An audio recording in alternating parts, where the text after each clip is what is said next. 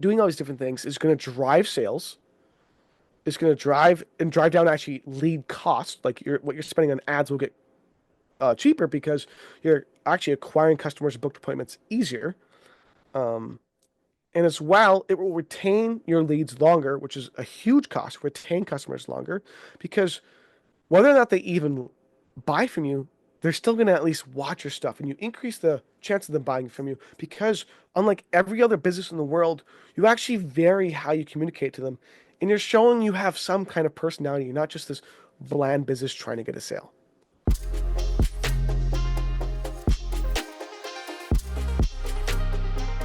Hey everyone, welcome to the high level podcast called Spotlight Sessions.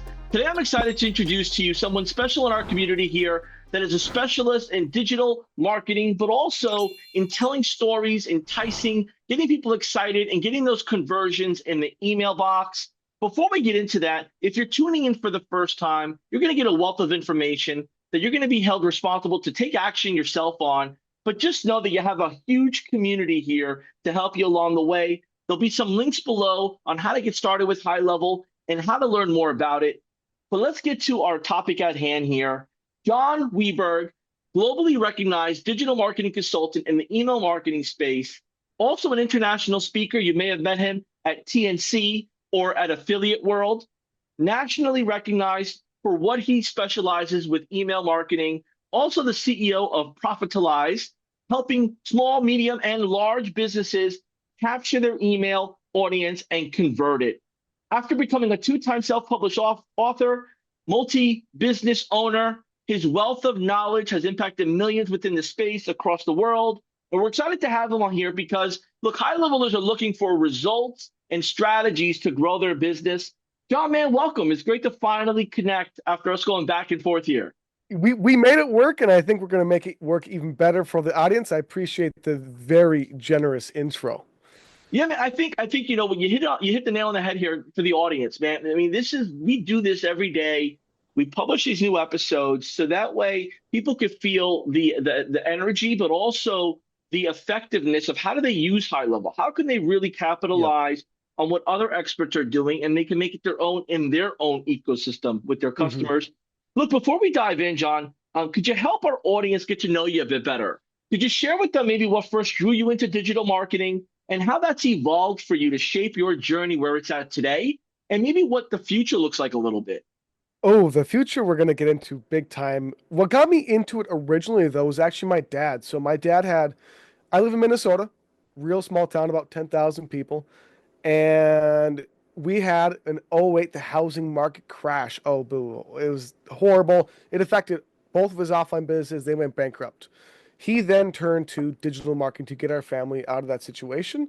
And then I, around 12 years old, when my first got started, saw that, created my own gaming blog, taught my entire class to do the same, and eventually around 15, 16 years old, started deciding to make some money with it, progressed in affiliate marketing, started doing some services, and just throughout the years, now I'm 26, I've only loved, been in, and helped people in digital marketing, whether it's email marketing, creating websites, whether it's, improving their sales process, running better ads, all these different things.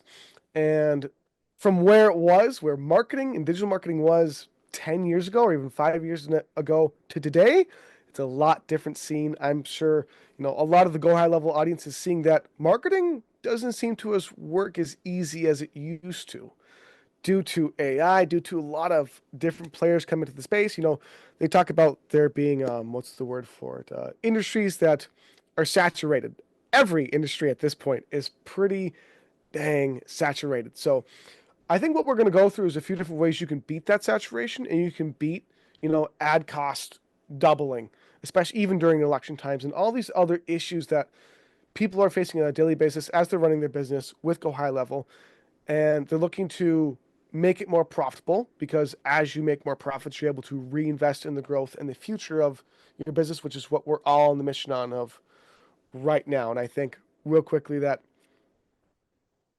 over time, making these changes that we're going to walk through and many of these other optimizations for your business are going to not just be like cool and helpful and beneficial and profitable, they're going to be needed because as the space gets more and more saturated with better and better and better talent, you have to highly outperform, especially if you want to scale.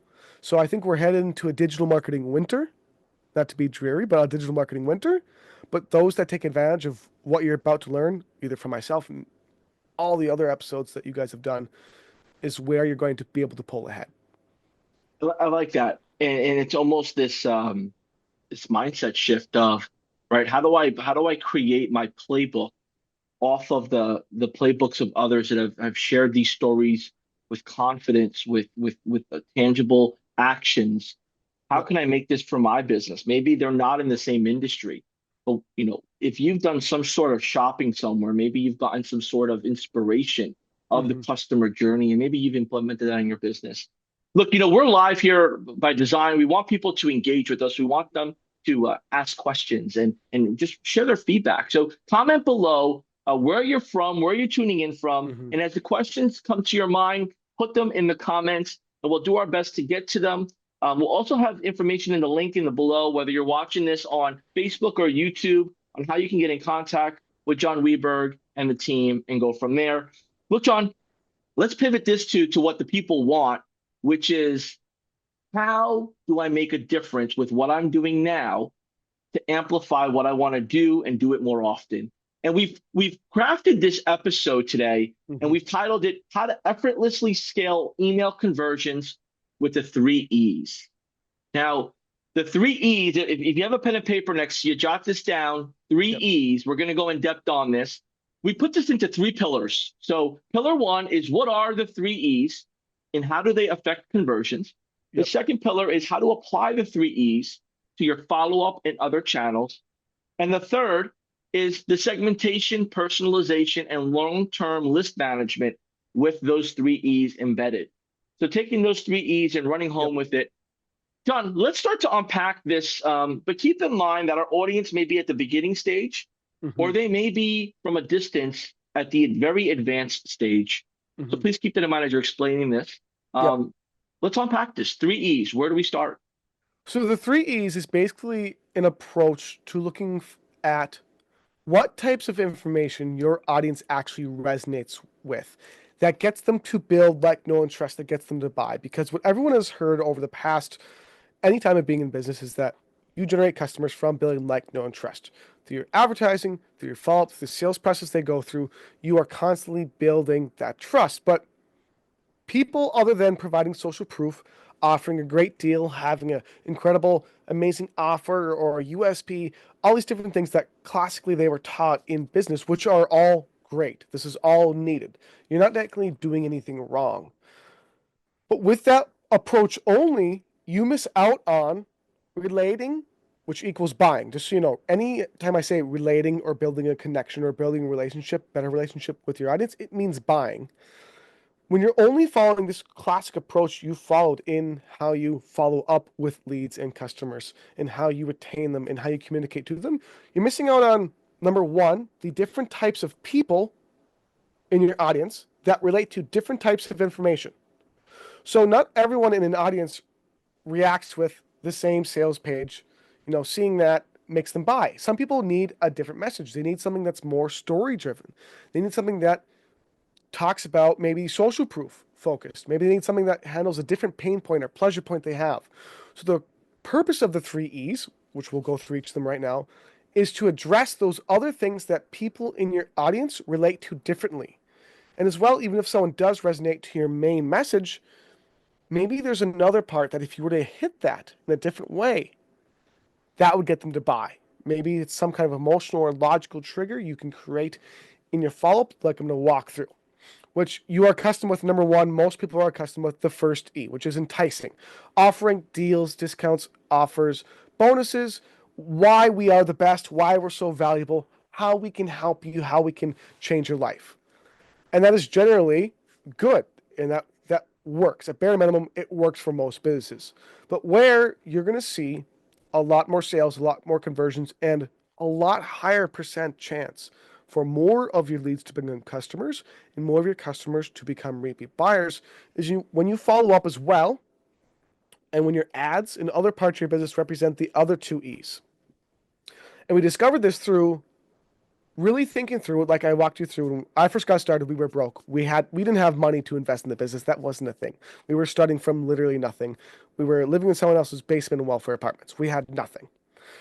So we had to generate business from the leads we were getting. We thought through what would make someone buy. So after someone sees all this great information about our offer, what it does, what it helps from, the vast majority of anyone's audience don't buy right away. It takes sometimes months or years of follow up. And still, in that case, you still have so many people who still never purchase. We're like, well, they already know what we're offering. They already know how it's going to help them. What else? Like, if I was to meet you in person, you're selling soap, what's going to make me actually want to buy from you? And we started thinking not actually necessarily logically, it is logically, but more emotionally of, well, we have to have a lot of trust with you, but what builds trust? Well, when you're telling a client a story about how the soap is made and how you worked with your wife to create the formula for the soap and all that interpersonal storytelling for a lot of people, especially like in person, that draws in people to buy just because they like you, not even because they don't know that you have the best soap in the world. You actually built a connection to them, a true, real connection to them. And from this story and many other stories like that, we realized that you need that approach in your follow up if you want to acquire and retain customers and leads for longer. So you have the two other E's, which is education and entertaining pieces of content and follow up. And you normally do this in your normal sales process, right? You have your advertisement, which is entertaining, it grabs attention. You have your sales process or VSLs or your sales page, which is education. It informs them once that's the attention has been gathered. And then you have your enticement, which is usually the offer. And we discovered that even though your customers and leads go through this process, you need a lot more on the back end and repeat of the entertaining and educating content because they haven't seen enough of that to actually make a buying decision, which is why they haven't seen the enticement and purchased. So, education is, of course, offering value, freebies.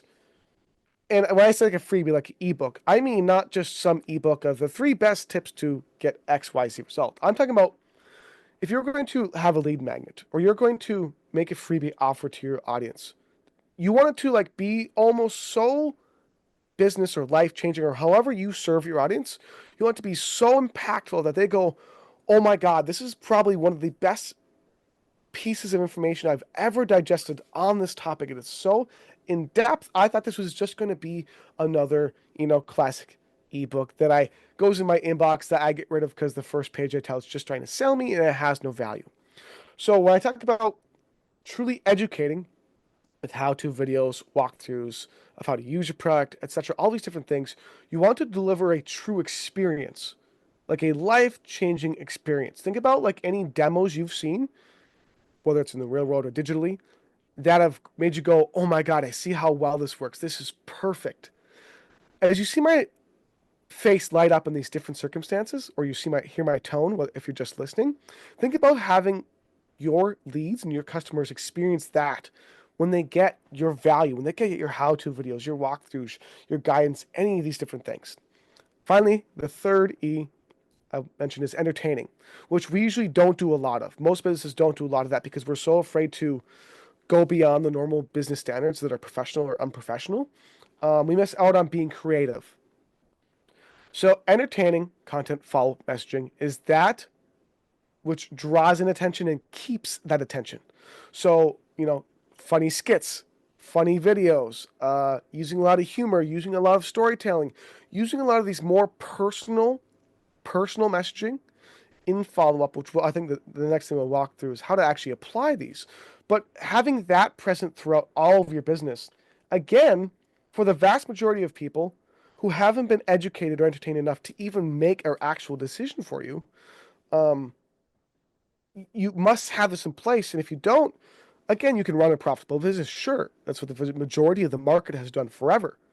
But if you want your business to be hyper profitable, to hyper convert, to retain leads for much longer, retain customers much longer, I advise, as we're going to walk through, applying these to your entire business model so you can actually relate and build longer term trust and actually feel better about the marketing you're doing in your business. And it was so necessary for you just to unpack all this. And typically, you know, in a podcast and this sort of environment, we go back and forth, right? But there's so much wealth of information here for someone who's at different levels. Even if they're a beginner or advanced, everyone has their standard way that they've done it and they continue to do it. Yep. So in order to adopt something new, you have to get the full context of this. So Yep. I really appreciate you unpacking this the way you did, because between the education, the enticing, and the entertainment, is there a specific order this has to be done? There is no specific order, but what I'm going to advise people to do that's very powerful is as we kind of walk through applying this, you want what you'll learn by using each of them is which one resonates the best with your audience. And then once you identify that, you focus more. You still want to use the other out three two E's, but you focus in on that E because depending on your audience, for example, say you're an agency, most likely social proof is going to be your strongest pull. But if you're a business that deals with helping mothers relate more with their children, like maybe it's some kind of, I'm not sure what that even entails, but maybe that's what you help with. It might be the storytelling, the deep storytelling of how your own journey as a mother or a father or whatever the case may be was impacted with your child, or that might be more storytelling that pull. So as you think about, to put it more simply, as you think about different ways you can relate with your audience truly and deeply with a message that is so impactful that they're crying, that they're ecstatic, that they watch your video and go, oh my God, what did I just watch? Whether it's in amazement, whether it's in humor, whether they're laughing, whether they're just mind blown. Think about which one. I advise creating at least, we can get to that, a certain, for multiple things, but think about which of them they're most likely going to resonate with. And think about considering using it in multiple ways. So using that main E that you think they're going to love the most, but also what's a good supplementation with the two other ones? Because all marketing only works once tested. Otherwise, it's all theory. So that's why I love that question because you really have to see what your audience resonates with the most. I appreciate you amplifying that, because the segmentation, and I know we have we still have two more pillars to go through, but all of this intertwines with each other. And just like how you had Yes. given in your example, the messaging tells a story, but you're not going to tell the story in one email, in one sitting. So I want to Yes. just touch on the types of stories we tell, the types of paths that we bring our Hmm. audience through. You Hmm. know, in different experiences I've seen and I've experienced where I've been the sender and the receiver of short, direct emails, where Hmm. they're like, for example, hey, John, have you thought about expanding so and so? And Hmm. then sincerely, kindly, best, name, title, Yeah. pretty much that business footer. I've also received emails where it's been more of a long form storytelling, maybe from an Hmm. agency owner or marketer, right? Where it's very just long and Hmm. okay, like it Hmm. captures your attention. And then I've also sent and received like newsletters, right? That Yep. kind of break down like the good old WordPress day of Microsoft Word days, photo here, then wording, then left, or all that Yep. stuff. But then also I've received these e-commerce style news email blasts where it Hmm. has like, decorative email, call to action, Yep. product selling. How does somebody who's tuning in here, whether they have a service product, whether they're targeting an agency to agency or marketer to small business consumer, how do you determine, is there a guide? Is there a rule book? Where do you Hmm. go with finding out the right message formatting? Yeah, so message formatting is important. I think it's key, especially depending on your audience, your industry that you're in. Number one, what I recommend most people do is take a look at the two, three top competitors in your space. See what they're doing, see how they format, see the length, see the and take a look at it and don't copy it, but take a look and go, okay, what elements of this do I think with my audience specifically, again, will resonate most? What's going to most strongly hit? So, like, say for example, you're a consultant, and you take a look at different consulting. You could take a look at McKinsey, you could look at Frank Kern, you could take a look at myself, different people in the space. Frank Kern's style is just literally white background, black text, writing and humor. other people use a lot, like saying a lot of imagery, a lot of different things.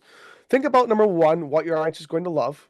Number two, I actually suggest testing it again with your audience. So I prescribe using probably those two, three models is A, black and white text historically is easiest to read, converts the best in my mind and from what I've seen. Literally plain. Unless you're in like e-commerce specifically, for a lot of industries, a lot of businesses, you're going to see that the more plain emails actually work better. Because for most people, it's just like laws of copywriting. Copywriting that is written at like a fifth or sixth grade level performs above anything else. Simple, keep it simple, stupid, KISS, you formulate, people may or may not have heard, works best. So formatting, I do think, take a look at like your top competitors, see how you can customize, personalize. And what I'd say is actually find three of those examples. One that's plain, find one that's more creative, and one in the middle. And then test with your audience. You could do a series of 9 emails. 3 in this style, 3 in this style, 3 in this style in email sent on a daily or weekly basis and see what gets the highest open rates, click-through rates, see which one keeps people in the email the longest. And then, okay, now that I've found a style and formatting that fits with what they're going to engage with most, now I can start using these 3 E's and identify which of the actual, not styles and formatting, but which of the perspectives to follow up from. You still want to use the others, but which of the perspectives are going to relate with the most. Because also, I'll quickly say, I think this is really important. I think abandoning the others, like even like the formats, isn't always a good plan. For example, some emotes like you're saying are 2 lines. Some are, why am I scrolling for 17 years? I think having a variety, because again, yes, we have an ideal customer, but your ideal customer relates to different types of information and different types of people, even though you're an ideal customer, don't always react exactly to this exact same way. Some are like a little bit longer, shorter, etc. Depends on time of day, depends on how they're feeling. So I also advise using a variety of lengths of copy, of stagnation of copy, and doing that email to email. And that creative approach, again, is going to relate to more people and more types of people, and there are different types of people who relate to different information depending on any variety of factors. Take a look at, again, if you want to follow really good copy, study really good copy, take a look at Frank Kern, Ogilvy, a lot of these other leaders, and look at some of the emails are really short, some are really long, some are, you name it. And it also depends on the purpose. Am I just trying to drive a sale right away? Or am I trying to build a relationship, trying to build some type of connection before I actually ask for the sale later? I will tell you this, our audience has the ear right to the speaker. And there's a name that you mentioned that we'll get hundreds of support tickets around it. What was the last person? Ogilvy. Ogilvy. Okay. Yeah. Ogilvy. Are there any based on your experience and your passion for this topic, Mm-hmm, are there any mm-hmm, books? Because that'll be another question folks will have here. mm-hmm, And I want to be mm-hmm, proactive on this as I'm getting to know the mm-hmm. audience myself through these episodes. I'm learning that, Right. we got some questions that are pretty oftenly asked on these topics because Mm-hmm. what's really nice about high level is that people recognize that they're not the expert at everything, but they're using a Right. tool to get them to get closer to be the expert. Could you share some maybe books or some inspiration or some maybe blogs or two, or Mm-hmm. even YouTube channels that you say, hey, look, if you really want to immerse yourself in this, Yep. here's something that I consume, right? I'm not asking you to endorse it, but just if there's something Yeah, that you yeah. So a really good channel. Watch hours. Watch hours and hours and hours because the best marketers are not the marketers that are the most well known. The best marketers are the ones who can walk you through their ideas step by step, thoroughly with passion, with care, in a way that you clearly understand, because that is what shows true expertise, is when I can take this idea and bring it to you that you understand it perfectly and then know how to apply it. So that's my first most important message. Remember that when you're learning, because there's a lot of experts, there's a lot of gurus, there's a lot of people out there who do make lots of money. But I will argue your ability to make money selling something is not your ability or skill level actually in what you're necessarily teaching. You're just good at selling it. There's a lot of bad players, there's a lot of good players, and you have to find the people and information from those people that you resonate with and can pick those things from. Now, with that being said, I will give a full endorsement and love for a company called The Future. It is ran by Chris Dew on YouTube.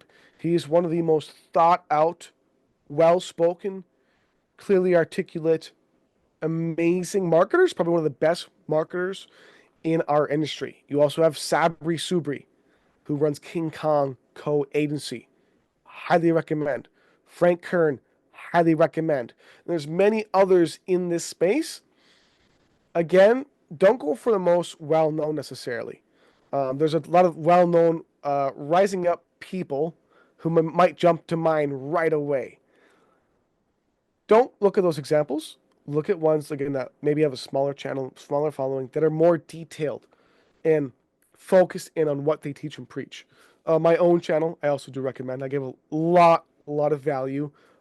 Seriously, and I do that because if what I'm doing and saying even right now isn't impactful for you, other than like ethically, it feels horrible. B, just me wanting to help people. Like it's my job to deliver. So I think these are people like that I mentioned, especially the future. Chris Stu, Frank Kern especially.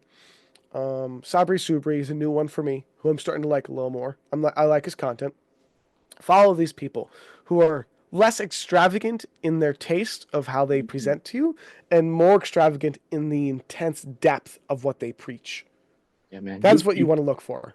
You just spit some dragon fire, and I respect that, and I think our audience can resonate and just really feel that emotion attached to it. You know, when you're in the marketing space and you can learn right without a problem solving equation, without riddles, without playing Without so showmanship.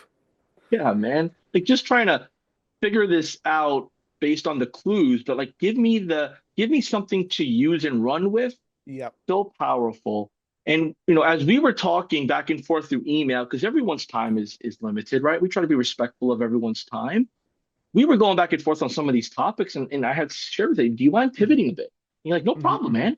This is what I love to do. Like, mm-hmm. yes, you would have loved to talk about email deliverability and crafting this and doing that, but right, we're in 45 minutes of solid value. I Yep. appreciate what you put together for us here. Now we take what we've learned and now we've got some steps on how to be the sponge and absorb this Mm-hmm, knowledge. Now it comes to applying, and I feel that mm-hmm. at all levels of marketing, there's just this excitement, right? Where I learned something new. My intent is to do it. I got books on books on books on books. I'm committed. And Yep. then a customer punches you in the face. Uh, potential client charges back. Something happens with an employee or a contractor, and then you just lost track. Yep. How do you go about to perform and create a repeatable process to get in the zone when you craft and create your emails to follow up and to go to market on these other channels and to Mm-hmm, like really be in this right state of mind to apply the 3 E? mm-hmm, mm-hmm. I think the main frame of mind is number one. My goal is to have the person on the other end as deeply feel what I'm saying as much as possible. It's not to sell. Again, a lot of this is like your job is not to sell with email at all. Your job is to build insane amounts of deep trust, love. Love. Does your audience love you? Does your audience open your emails and go, "Oh my God, I know what's going to come next. There's going to be a joke. There's going to be this. There's going to be personality." That's a big part of it. Is whatever you're writing. If I'm going to give like a guideline, whatever you're writing, your personality needs to shine through. And a lot of brands, businesses don't have quite yet a personality for their brand that needs to be in place. If you don't have that, there's a reason why your audience isn't resonating or buying or would be buying as much as they should from you. So, number one, your personality should seep through. And you shouldn't be afraid to show that because that is what people build like, know, and trust with. I like Frank Kern. I talk about him way too much for his humor. That's what his brand is built upon. Part of this goes into brand building. Part of this goes into so many other elements. It goes into the email deliverability. It goes into all these different aspects and conversions and sales because people want to get communication from you that's actually going to change their life. That's actually going to make them have an aha moment. That's going to actually make them laugh. So the 80th email you send about, Hey, we have another case study. Hey, we have another case study. They know, listen, if you're like someone who goes and that's your social proof, they know you have tons of successful clients. They know you have 800 more case studies to send them. But why should they actually trust you other than like that part of it? What shows that you're an ethical company? What shows that you actually deeply care? Yes, they know they're going to get results, but there's more to business than that. People don't think there is. There's more to business than just the results game. So, A, think about how you can be articulately felt deeply. You want to be felt, not heard, not listened to, felt by your audience. Uh, Number two, all formatting of all emails, ads, etc., all the above needs to be conversational in tone and flowing. Stops, longer line, stops, bunch of text. You want to stagnate all copy, stagnate all scripts, because just like I'm pausing and thinking, that is how your audience reads. That is how they absorb information. You have to absorb it in it or create your content and follow up and all the above with think about like the best storytellers you've ever heard. Like I've already mentioned, they already have passion. But they also have these other elements of articulating themselves with great words, I call power words. Words that make your imagination really draw and think. Also, they write in a way and speak in a way, and this is how you want to come across in all of your marketing, your advertising, your sales process, your follow-up, your VSLs, all the above. You also want to do that in their language. So that's kind of the main approach, mainly what I think about. And also, again, my objective, while your objective, especially like email marketing, is to get someone to click on a link to go to a sales page. That's less of my objective than my objective to, again, have them learn something or reveal something in their mind. Because then they are going to click automatically or a lot more likely because they had that aha moment. They had that laugh. They had that relation. This emotion you're trying to generate and pull causes the sales and customers to flow. That's what you need to do. Um, So when you start to you feel like you got a rhythm, mhm, and the rhythm is dictated by the data. What are some metrics, some data points that you look at to determine if that story is resonating?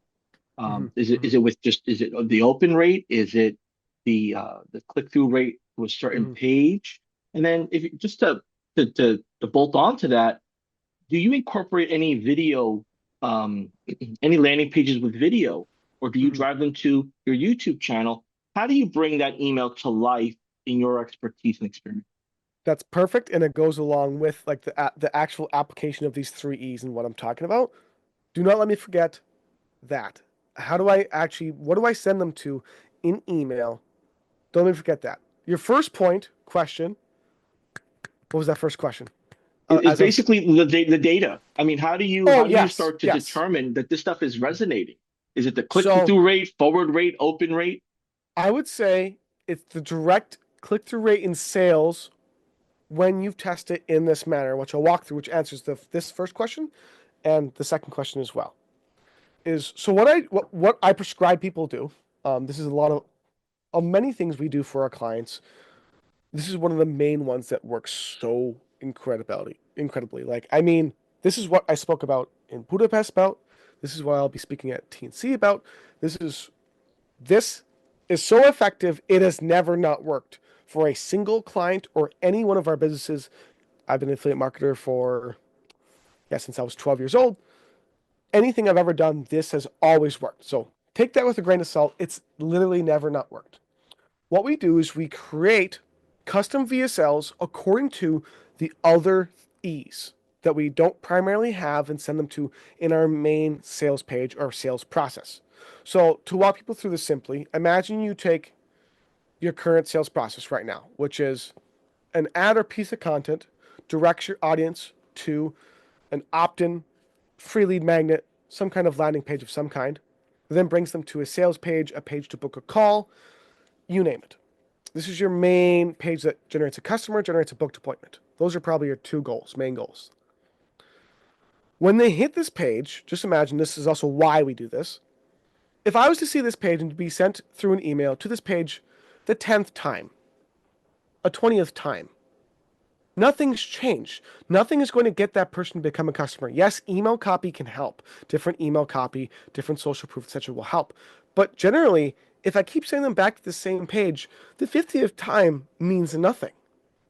So we prescribe, and you can do this, is actually pretty simple to do, really easy. Big brands can do this, small brands can do it, whether you're in e-commerce, B2B, B2C, you're a lawyer, it does not matter.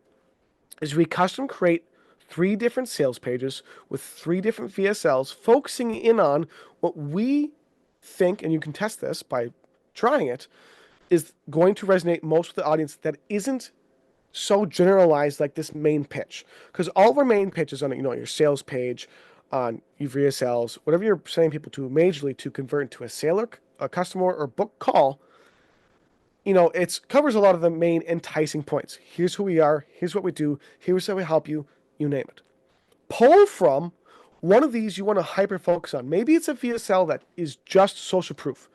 Hey, I'm the CEO of the company, or someone on your team makes this video, and we want to just show you step by step all of the amazing successes and actually walk you through each of the projects of each of our clients and how much we care about them, how much we love them, and the great, amazing results. And that's the entire video. It could be it could be an hour long, it could be a 30-minute long video just on social proof. Then maybe you make another VSL/sales page that you direct people to from email. That then, by the way, each of these pages you create, these different pages, direct then to your main product service you're trying to sell, or they can directly book a call, they can directly generate a sale too. So let's say we're going to create 2 other pages. One's going to be just the story of your company and why you care about your customers so much. So I would walk through, hey, I got started with nothing. My entire life, I was broke. From being born to probably about the age of 17, my family did not do the best. And along that entire journey, I've always wanted to help people this is all true, help people, make them smile, make them laugh, have them feel the passion and love that I want them to feel, because that's always amazing. And like what I'm telling you now, like this is resonating, and this will resonate with your audience because you're actually sharing something that's genuine, passionate. Everything we've gone through, which is, I love how this podcast actually has flowed. Everything we've gone through goes into this messaging that you're hearing right now. That's why you might actually feel something about it. So create another VSL entirely about the story of yourself, how you created the company, why you created these products or these offerings specifically, why you think truly like it's going to change your audience's lives in some way or another. A deeply felt message, and you can create another around, maybe it's a pain point. Maybe it's a certain pleasure point, like your most powerful pleasure point, your most powerful pain point of, this is a whole VSL just about, okay, there's these 3 things that we hear a lot from our clients. The pricing is, it's a lot. We understand it's a lot of money. We also understand that the timing may not be right. And we also understand this third factor.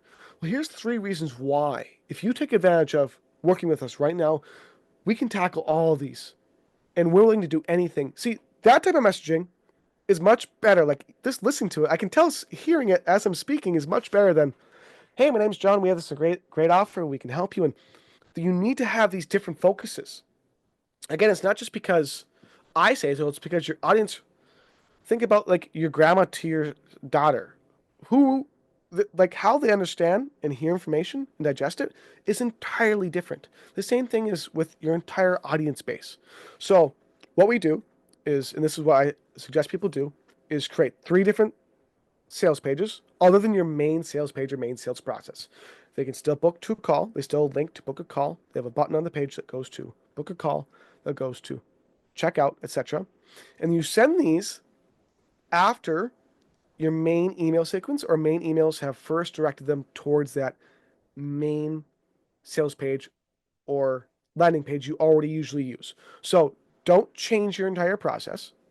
What you do is you create these 3 different VSLs and sales pages, and after, say, 7 emails, direct them to the first main offer that you've done your entire business career. Maybe it's a checkout cart. Keep directing them to that checkout cart. Keep directing them to that checkout cart or that book a call page. Now, the next 7 emails, focus on your copy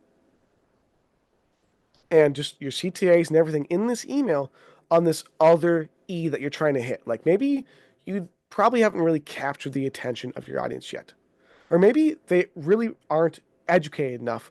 We need to learn more about these other pain, pleasure points, storytelling, all these other elements. Focus on that in the next 7 emails, and then switch to the other VSL in the next 7. You keep doing that and stagnating that and switching. And by doing that, you will relate a lot deeper and with a lot larger portion of your audience and get them to convert and click more.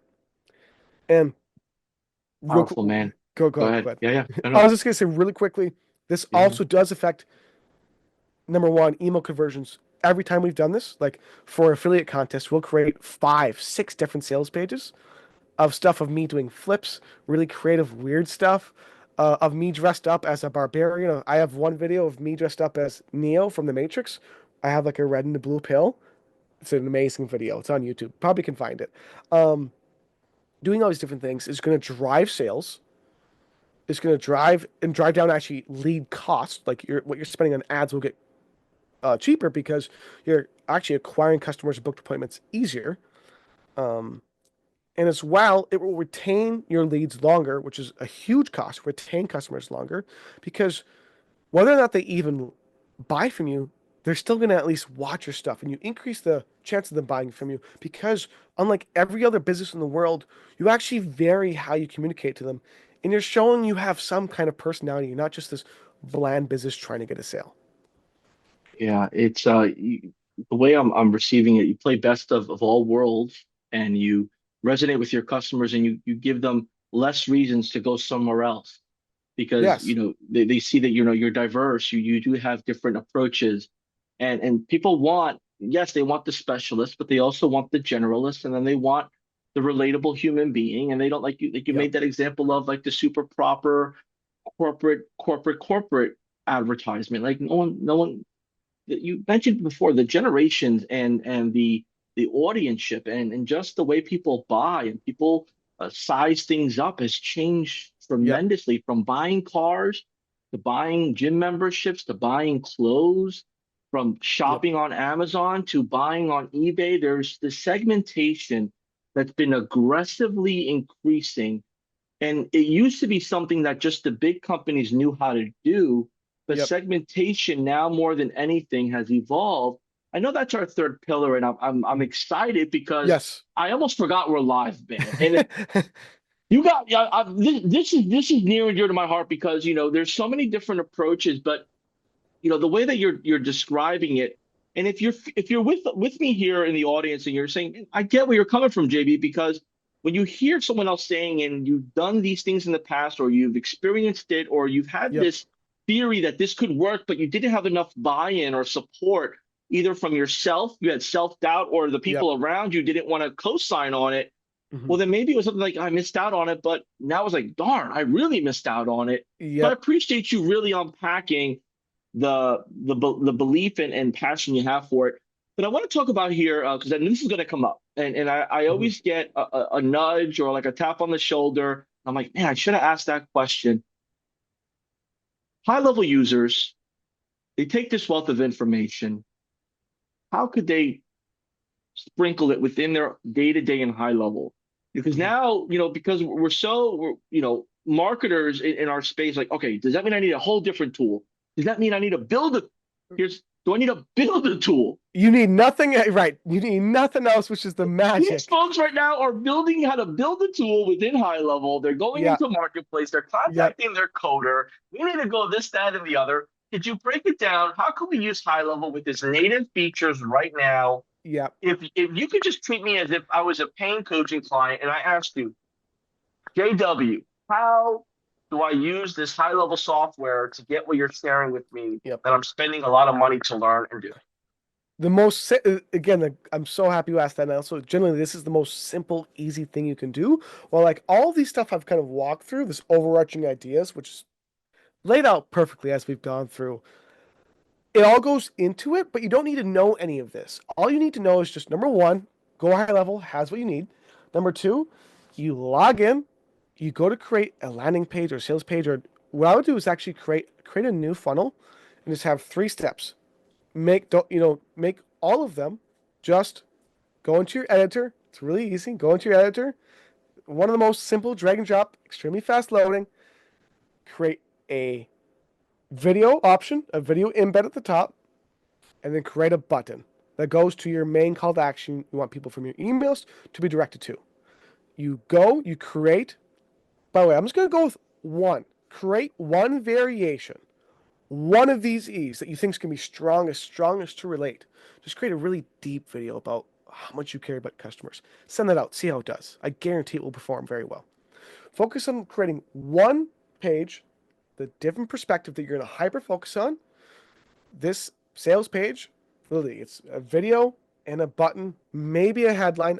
You could do a headline, sub headline about what you're going to obsess on, really hyper focus, go deep in this E you're going into. Go record the video, upload to YouTube or wherever you want, embed that video, make sure the button goes to the link or sales page you want to go to book a call, checkout cart, buy. Now, take that video URL, or not the video URL, that page URL, go to your email sequence, add, don't do 7, add 3 emails, write 3 emails that all have this link that you just made for this new hyper-focused page covering one of the E's, and write the copy as well in the same perspective that you're following with this E. So for example, if it's mainly social proof based, the copy in the email, these 3 emails you've added should be social proof based, you know, or about social proof. The same thing if you're doing storytelling or any other topic. So the email should match with the video and the sales page that you created. All of it should be congruent. So you add 3 emails in your autoresponder, which is really easy with Go High Level. Just add on 3 more emails to your sequence. And then once you've done that, if it's in an automated sequence, they're going to get it automatically. These 3 next emails, and you'll see how your new sales page and emails convert. And I personally guarantee you, it will generate you more customers and more conversions. And then what you do then is, okay, maybe you've done 3 emails with one main focus, new sales page. And just Mhm. to see if I'm collecting this the right way. Um, the questions are coming in, and for those of you that are commenting below, thank you. Just to be respectful of John's time, your time, we will get to some of these questions as I'm asking questions. I'm looking at the comments, and if we don't, we'll find a way to get the answers to you. But more importantly, um, I'm understanding now that I don't need to make 15 landing pages. I don't need to make 150 email sequences. Start with one component that I believe is a great starting point based on my Yep. audience. When it comes to sending that out, I don't want to go too deep on Mhm. this tactic. I'm just trying. Let me see here. So I send that out. What are some of the responses, and then what do I do with those responses thereafter? Mhm. So the responses you're going to see most likely, especially if you do a deep and good enough job, you're going to notice you should see a higher click-through rate, and a higher, like you should see from your back end of any tracking of sales being generated, you see obviously sales being generated. And as well, if you do a very good job, you're going to see email responses directly. You know, a lot of these different uh, emails/videos we've created, people will comment on, they'll love, the reply back. So watch for that because just as you do, like all email is just people talking to other people. You're talking individually to one person. If you do that deep enough, you're gonna get people who respond. And of course, response means I've done a good job.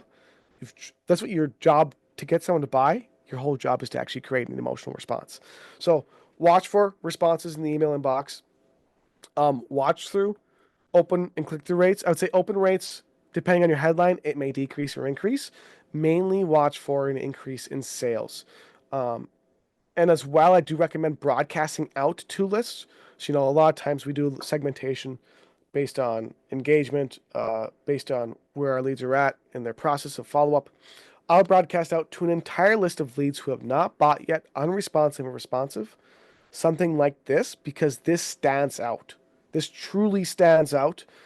And by doing this with, again, do a maximum of 3, minimum of 1 main new VSL sales page and 3 emails to go along with it. If you were to do all 3 of these, you're going to see over time, it's not going to take a lot of time, but you're going to see over the course of these, let's just say 3 days, 6 days, 9 days, if you do all 3, an increase in conversions, 100%.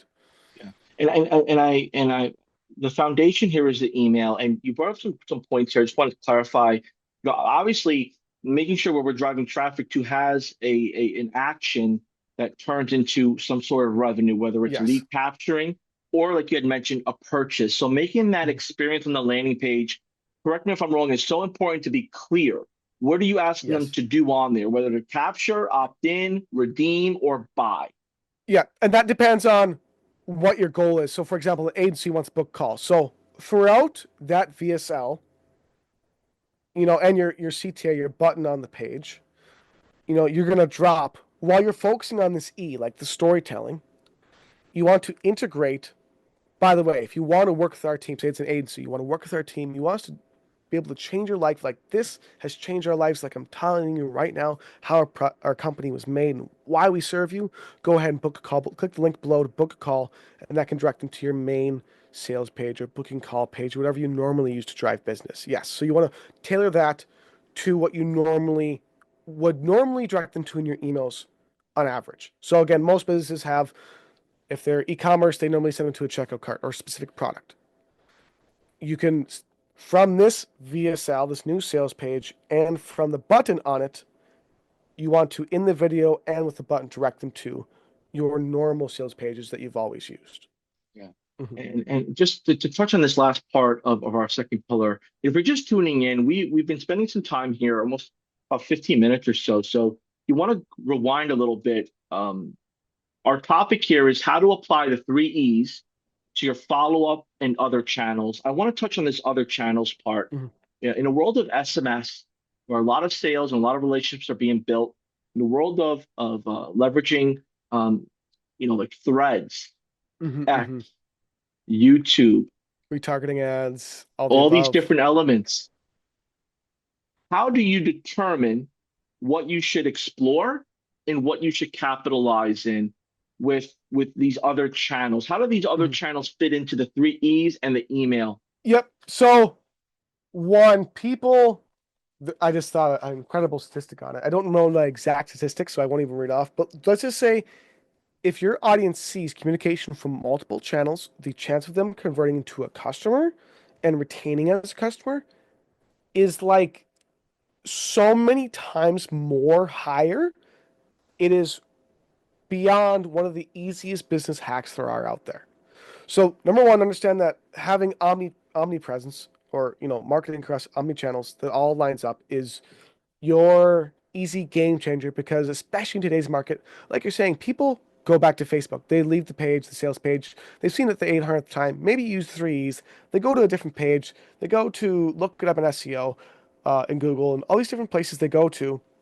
You want to be there constantly in their mind. So basically, you almost have, like I say, omni-channel follow, because no matter where they go, if you're active across all these channels using all of these three E's, they keep getting hit, not just on Facebook, on YouTube, on Twitter, on X and Threads. They keep getting hit with storytelling, with incredible value, with a walkthrough, with a guide, with all of these different types. Like I said, there's so many different types of content you can create from the three E's, but they're hit from so many kinds when you're creating content across these other channels that there's almost no possibility, or it's a lot lower, that they're not going to see one of these, and one of these different are going to not going to stick, because again, you're not like every other business out there who's following up with, or who's creating content on Facebook that matches their email they just sent on, again, the same generic pitch they've pitched to their audience the 800th time. This time, imagine a business. Everyone, let's just do this. Put it simply. Which business are you going to work with?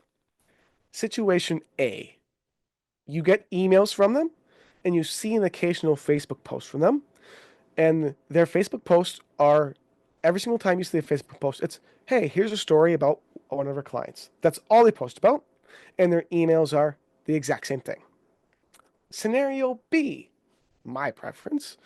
Uh, you when you get emails from them, sometimes it's like a storybook. It's like this compelling. It might even be a fictional story.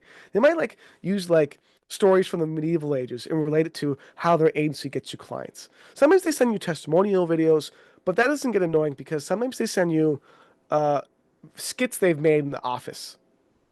Okay, so far you have that, just an email. Then when you go to Facebook, all they do is they do a little bit of social proof once in a while. Maybe that's on Tuesdays. But on Thursdays, they'll actually walk you through how to actually use their agency service. And maybe on Fridays, they give you personal stories outside of business. They relate it maybe, but they give you a little bit of personality, and they show themselves and maybe a restaurant they went to and they relate that in some way to. You get what I'm saying is doing that then across not just Facebook, but making sure your blog is active like regularly. If I go see to look at who I'm going to hire for like an agency, which I usually don't hire agencies, but in particular circumstances, maybe I'm going to hire a different agency or consultant, or I'm working with my own client and I'm checking out their own socials and their own profiles, and I see that they haven't posted a blog post in 7 years. It may not be like a whole entire differentiating factor between me working with someone, but it's a piece. And your job in business is to meet all these different pieces wherever your customer goes. So they constantly have this bombardment of positive. Oh, John's active on Twitter too. He's on Threads. Oh, his stuff is kind of funny. He posts a lot of, maybe you post a lot of memes on Threads or on Twitter, or sorry, X. You know, you post. So then the reason why I'm talking about all these different platforms, like we mentioned, why it's so impactful is everywhere I go, I am getting a different type of messaging in a different type of format that isn't just the same general pitch to me over and over and over again. Because you're a human, you know that's annoying. You know that isn't what's going to get you to buy. Is when something draws you in, whether it's funny, it's a story, it's this remarkable client study, it's this guide, this free 3 hour video. For example, say I'm an agency, I help people get leads. I would create a 3 hour entirely free video that I would share all the time about here's how you can actually get leads on your own. Now, this isn't the same as working with us. If you do want to work with us, go to the link below and purchase, or go to the link below to opt into our a lead capture and learn more about us. But here's one of the strategies we can actually give away for free because we truly care about and we love you. Your audience eats up personality, and what I prescribe people do is when you create these different VSLs, when you create these different these different based follow-up slash VSLs and sales pages, share them and do the same type of content you're creating here across all of these different channels. Don't be afraid to vary your approach. And then again, as you're using these different E's and sharing these different types of content you're not used to normally creating on these different channels, check out which one gets the most engagement and try to focus more on that. For example, there's a company called ClickUp. They're a team management service of sorts, and they've gotten some attention lately because they're creating some really not usual business-like content, video style, skits, and funny stuff that's getting massive attention. And the reason, again, why it is because it's real personality, and what they're doing is they identified out of the professional stuff they made, out of the funny stuff they made, and out of the different types of ease they're trying, they saw, oh, funny resonates and gets us tons of views and tons of engagement, and in long term, it's going to generate us the most entertainment, which will bring in people to be able to be entertained and enticed. We're going to do a lot more of this. And now they're making a killing. So as you're trying these things out, you're maybe applying just a few of them, watch what's getting the most engagement, and then try to stick with and be more creative within that approach. Because as you try each one, you're going to go, okay, now that we did this funny thing and this really resonated, how can we make this even funnier? How can we make this better? How can we make sure people share it and get our content out there? So apply I- this I'm across. Go ahead, go ahead. I'm going to throw a keyboard at you here, JW. You just, on behalf of those that are listening right now, you said it's my job to do this marketing, to find out what's trending. Like, how is this my job? Like, my job is to serve my customers. My job is to, right, keep my payroll coming in. You tell me I have another job now to be this dancing marketer or this emotional let my personal feelings out marketer, and I have to like, when did this happen? It happened with the innovation of AI to me. It happened with all the competition. You know how many marketing agencies there are now versus 10 years ago? I want to say it's your job also because it's the most effective thing you can do. You want more business, right? You want more customers, right? You want your customers to be happy to love you. Well, what's something else that you can do to serve them? Because all of business to me is my job is to serve 1,000%. If I cannot help you with my products, services, my offers, I should not be in business in the first place. So it's your job, I would say. A, the competition is going to wipe you out. If you don't make it your job, other companies that are starting to turn on the personality mode, look what Ryan Reynolds does with the businesses he goes into and sells them for 5, 10, 20x in months, not years, months of a rebranding because he gets so creative with their advertising, just their advertising alone. That might not even include like their follow up or any of these other channels. You or someone on your team should have a more creative role because if you don't, more creative companies are going to heavily outperform you because of competition, because of everyone wants to do the most simple brand approach possible. Yeah, you could keep doing that, but that's what everyone else is doing. If you're going to take the marketplace, you can't do it doing the exact same thing you've always done and that everyone else has always done. You have to stand out. Think about for me, for example, like Go High Level, to use it as an amazing example. Go High Level is one of the most comprehensive, data driven, easy to use, does just about everything CRMs there are. You do it pretty much all. And you almost have to in this marketplace, which is why Go High Level is growing so fast because when there's 800 different CRMs, what makes yours stand out? Well, in the services realm, it's well, unlike all these other competitors that shall not be named, we actually do it. Our service is faster. We have better support across channelly. You guys are among, if not the very best. And I think a lot of people, you don't have to do this. That's another thing too, is you don't have to, but it depends on how much you want customers and how much you want to grow. And also, don't view it as a job. I use that. We use that. View it as I can make being a business owner actually fun. I can make it enjoyable. The crazy skits, like I could show you of. I'll actually probably send you some of the stuff I've made.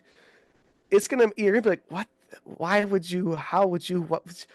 But it builds that personality, and it performs so well. So think of it as a extracurricular activity that can drive sales in the most enjoyable way.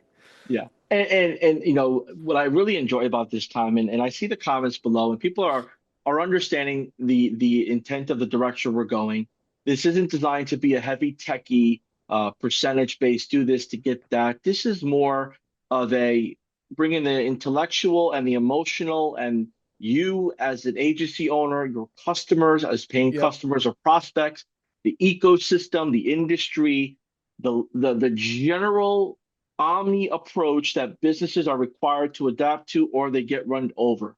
Yep. And I appreciate you just having fun unpacking this because I know it's very easy. We haven't had a chance to get to know each other. We're at this live on the flow. Thankfully, we're jiving here. We're really passionate about what we do. Yep. But some people take these questions defensive and they go a different route because Hmm. their opinions are so strong. I'm I'm just gonna double down. yeah, man. But so I want to talk about this. Speaking on the double down part here now, this third pillar Hmm. is segmentation, personalization, long-term list management. For someone that's tuning in right now, that says to me, JB, like I never heard of you before, never saw you before. Hmm. I don't even know what the software is that you represent on your shirt. And JW never heard or saw you either, and don't even know what these events that you're mentioning are from. But I've heard and saw the person that wrote this book that I bought on Amazon, or I heard and saw the person I follow on LinkedIn, or I heard and saw the celebrity that is endorsing this.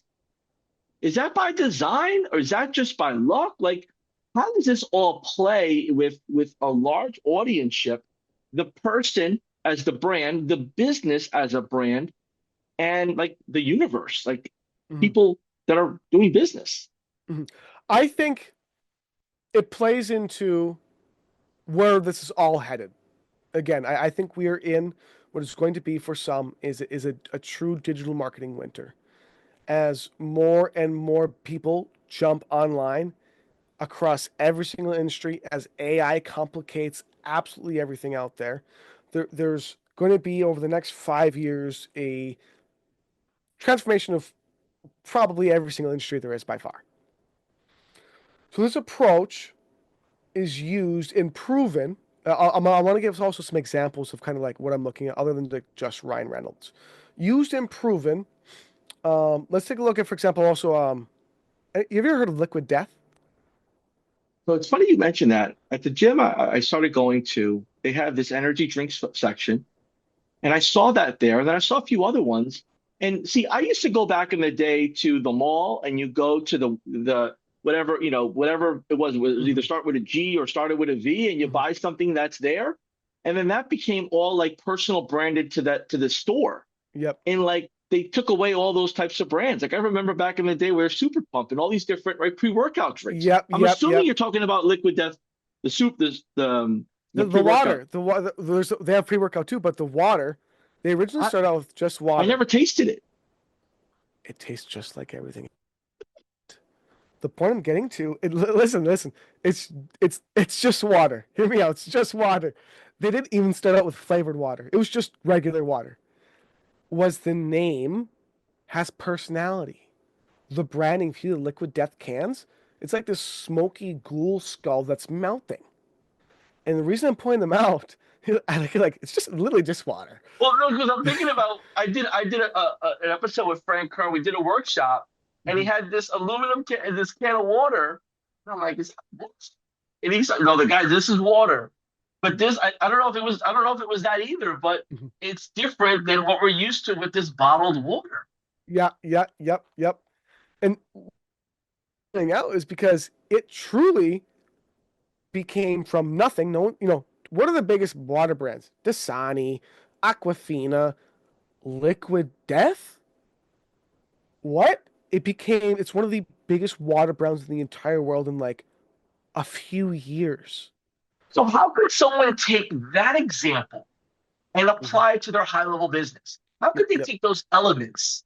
Hmm. Like if you were to use that example, like what would you take from that, maybe the marketing or the popping out to apply to what we've learned here with these three E's: segmentation, personalization, personality. I think you have to, which is it's business related, but also not decide Go if for it, because there's nothing is yeah, just 100% business yeah, related today, right. bro. Like this has changed. Like we've kind of built this up here that Hmm. businesses have broken the business rules as long as they are speaking to their audience. Yes, yes, yes. I think it goes to don't be afraid to be your real character that you are, which is like you're saying. It's to me, it's business, but not business. Like I've enveloped over my years. What people say to me is, I'm very personal, kind of funny. I'm always smiley. I'm very warm. I kind of stick with that. Like my sales calls are exactly like this. If you read my emails, they're exactly like this. All of this creates brand, which is people don't know really what branding does. It's the ultimate converter of everything you do in business. So what I think people need to do is think about what do I do differently? What is my personality like? What does my business have a focus on? And then double and triple down on that. Maybe it is social proof. Maybe you're the social proof king and you dive into social proof with storytelling, with funny skits, with this, with that, with all these different things we've walked through. But hone in on that. For example, like Sabri Subri, I like his brand. He swears a bit in what he does. He's kind of like really blunt, honest.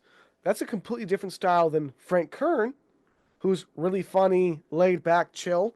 But both those brands are strong. Both of them convert. They both double down on their personality.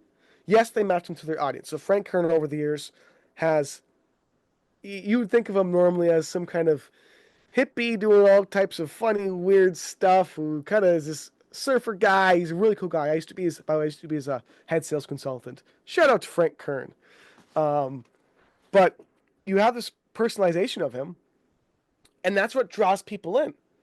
And maybe it's not B2B, it's not professional, quote unquote, but it sure as hell converts like crazy. And people have to be not afraid of identifying that within their brand, within my brand, and how I act and who I am and what I want my business to be. What is the thing we double down on it? Is it like go out of like our services that you cannot match us? There is nothing that does everything we do as good as we do it, as fast as we do it with this type of service. Is it, find the element that defines you. Are you more intellectual? Are you more sociable?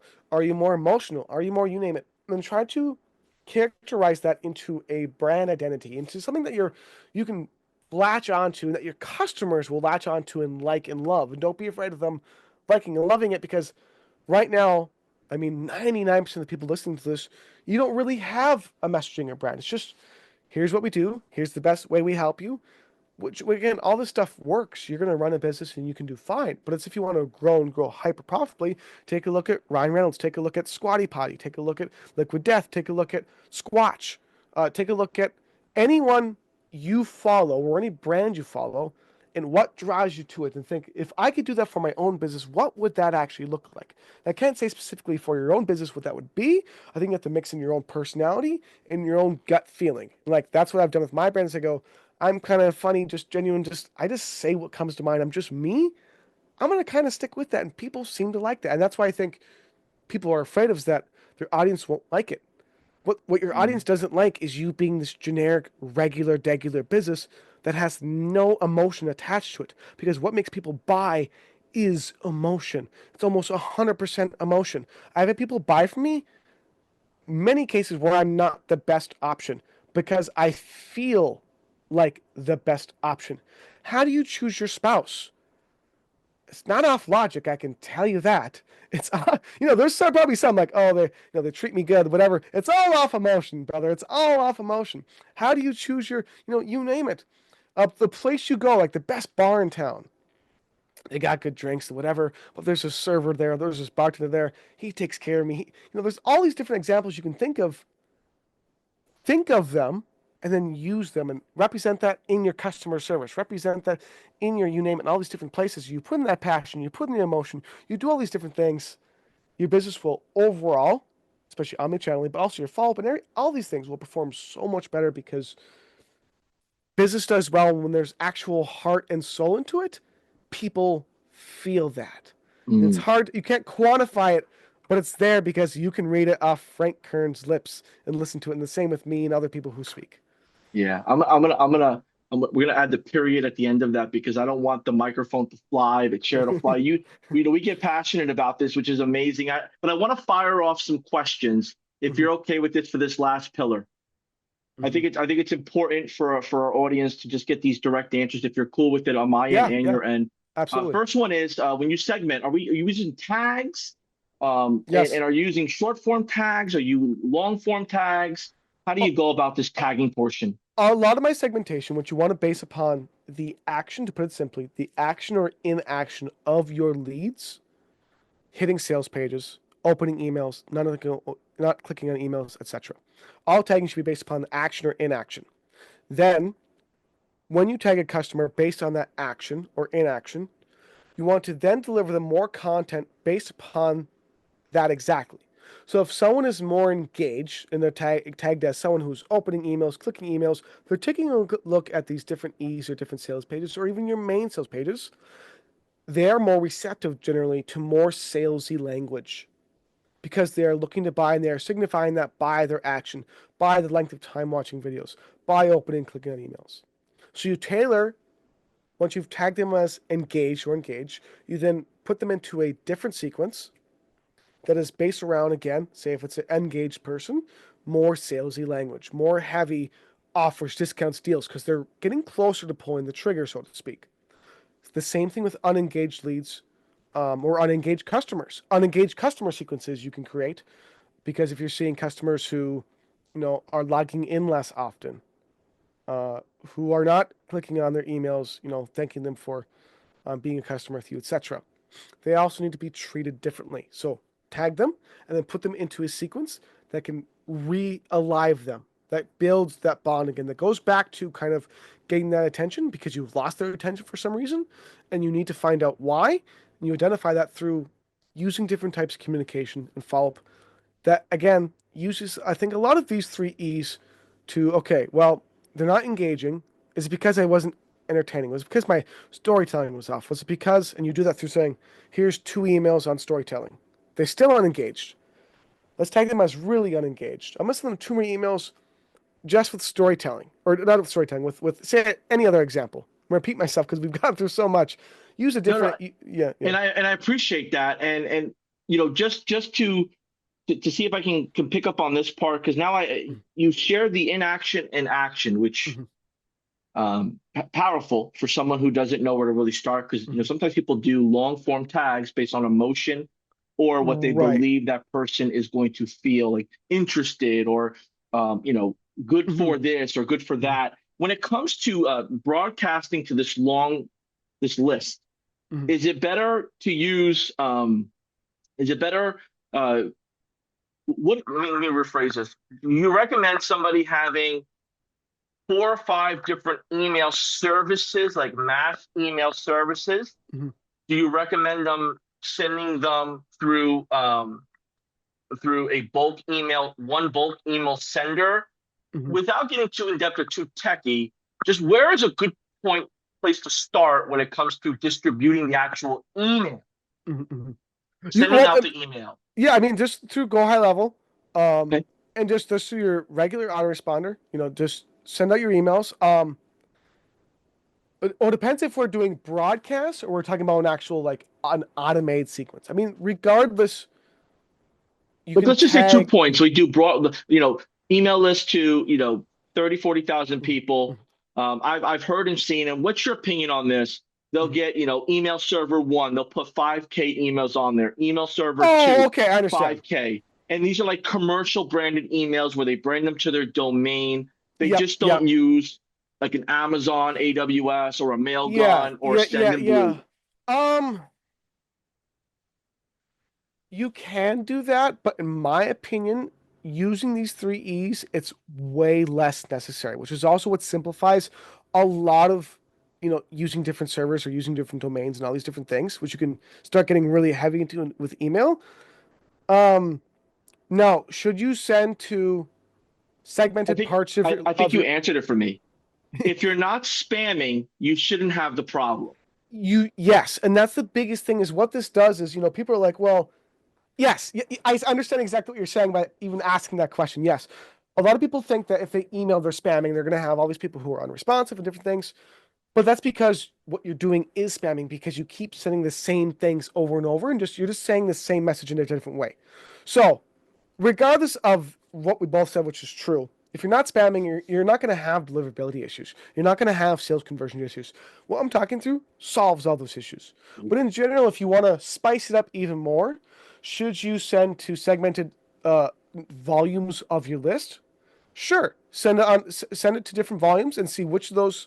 You could send a different email with a different e to each of those 5K, for example, in that example.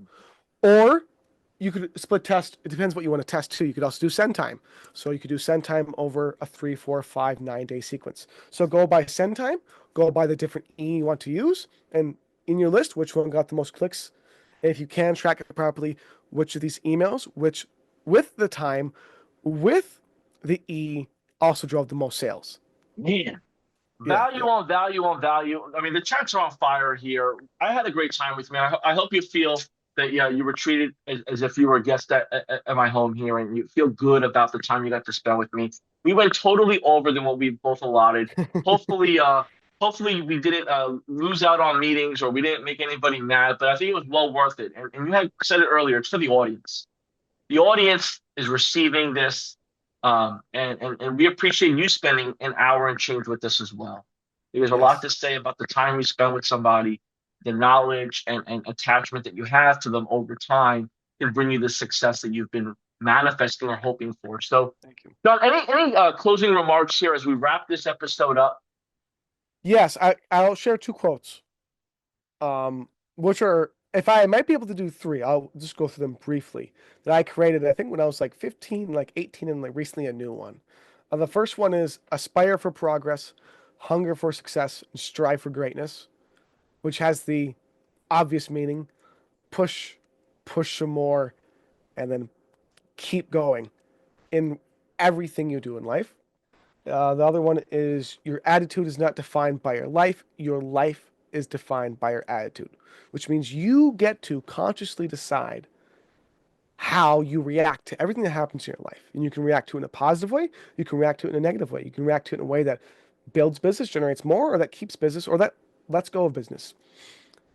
And finally, I also have, I'm probably going to butcher my own quote, but become all that you can so that all that which you despise doesn't become all that you live by. Which also means that you must push. These quotes actually kind of go together. I'm gonna tie this together for the first time. You must push. You can get to decide how you push and interpret that push and keep moving it forward. Because if you don't, what's going to happen in life and business and relationships and any area of your life is most likely going to be the thing that you don't want to happen, that you're most scared of. So you have to push. It's your only chance, and if you do it and you do it in a fun, genuine, amazing way, you'll live a great life and have a great business. And I'm telling you these quotes because they're what I live by, and I think they can also help people who decide to follow them. Well, thank you for opening up, right, your mind, your emotion, just being transparent with us, and really, sharing this wisdom. I think it's important, and it's the perfect time to say, we're at a time right now, like you mentioned before, that things are changing very fast, and I hope that the audience finds these nuggets, they grab a few and they run with it. John, it's been an amazing time with you. I'm excited for what is to come from this episode, the feedback we receive. If you get any stories before I do, please share. I will. But I appreciate you sharing your expertise, your insights. If you feel the same way, audience, let us know below. I hope there's one or two things that you could share with us that you say, look, I'm running with this, or Hmm. this brought me clarity. John, we're at it, man. It's been a pleasure, man. Thank you so much for hanging out with me. I look forward to staying connected with you, to our audience. Absolutely. We always look forward to the next episode. We got more fire coming at you. Yes, we We'll see do. you on the next one. Take Take care. care. Appreciate you.